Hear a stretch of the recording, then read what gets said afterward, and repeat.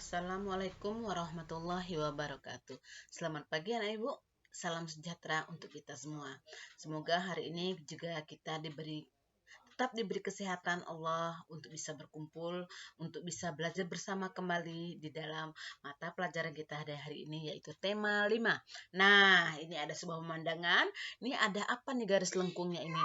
Disinilah ada pelangi. Oke, sebelum kita masuk pelangi, kita harus tahu dulu apa sih materi kita hari ini, Bu? Ya, kita akan belajar mengenai sifat-sifat cahaya.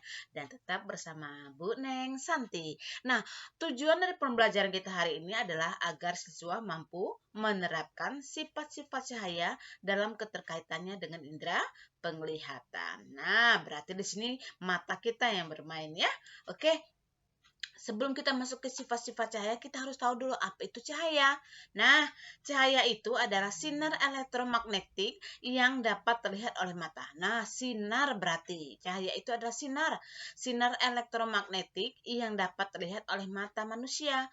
Sinar itu berasal dari benda-benda yang menghasilkan cahaya atau disebut juga dengan sumber cahaya. Jadi kalau ada pertanyaan, apa yang dimaksud dengan sumber cahaya? Sumber cahaya adalah benda-benda yang menghasilkan cahaya atau segala sesuatu yang bisa menghasilkan cahaya. Itu disebut dengan sumber cahaya. Misalnya apa aja? Bisa matahari, bisa lampu, bisa senter, bisa kunang-kunang. Kunang-kunang itu apa, Bu? Kunang-kunang itu adalah binatang malam.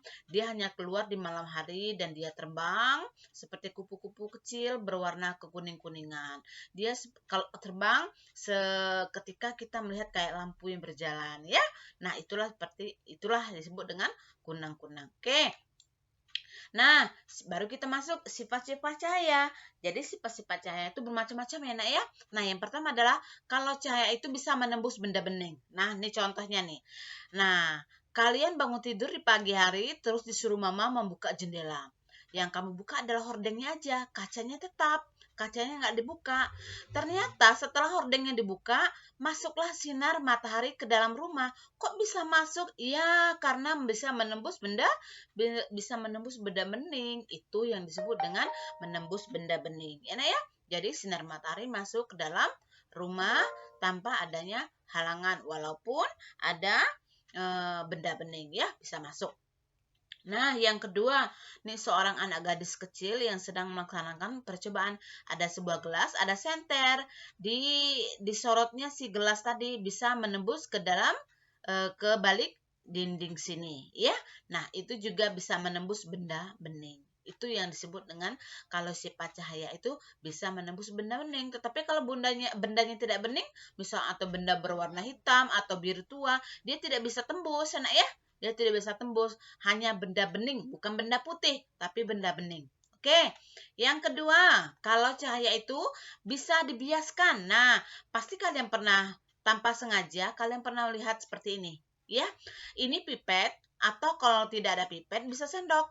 Nah, coba kalian ini ya di rumah ya, lakukan percobaan. Gelas, kalian isi air minum biasa. Kemudian kamu taruh pipet atau kalau tidak ada pipet bisa sendok ya. Nah, seketika kalau dari luar itu seakan-akan kayak patah. Padahal tidak patah. Loh, kok bisa ya, Bu? Itu karena adanya cahaya yang dibiaskan. Makanya bentuknya seperti patah.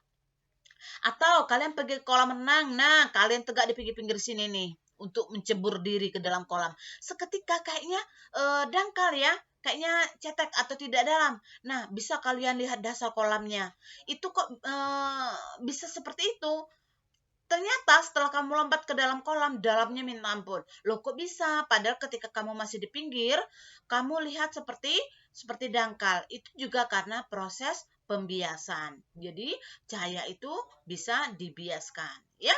Oke, yang ketiga adalah kalau cahaya itu merambat lurus. Nah, seorang laki-laki melakukan percobaan. Ada sebuah lilin, dinyalakan lilin tersebut, dikasih penghadang, bisa merambat lurus, atau secara gampang aja nih, dalam ruangan gelap bisa gudang atau apa gitu yang tidak ada ventilasinya, tidak ada jendelanya, hanya ada pintu. Ketika kamu buka pintunya sedikit saja, Nih, masuklah cahaya ke dalamnya. Cahaya dari mana itu?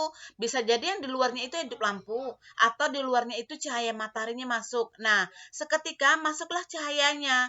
Nah, tetapi cahaya itu lurus. Lurus. Nah, tidak berbelok-belok. Ya, itu disebut dengan kalau cahaya itu bisa merambat lurus. Oke. Lanjut. Kalau cahaya itu juga bisa dipantulkan. Nah, kamu sebelum pergi sekolah nih ada gadis cilik mau pergi sekolah sudah memakai pakaian merah putih, pakai sepatu, sisir rambut, sudah pakai dasi, udah rapi. Lihat ke kaca dulu sebentar. Udah rapikah aku mau pergi ke sekolah? Nah, dia bercermin dulu. Nah, ketika bercermin, cahayanya bisa dipantulkan. Jadi kamu bisa terlihat diri kamu dengan baik. Atau misalnya seperti ada kaca di samping kanan kiri ada sebuah benda. Nah, seketika itu juga bisa dipantulkan. Lanjut. Ya, yang kelima itu bahwa cahaya juga bisa diuraikan. Nah, seperti yang halaman depan tadi, ini seperti ini.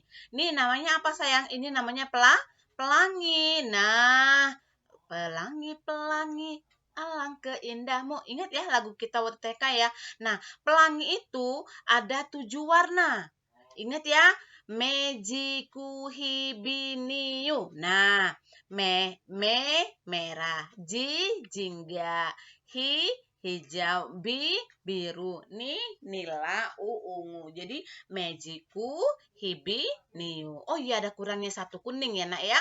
Mejiku hibiniu. Nah, kok bisa terjadinya pelangi itu karena apa, Bu?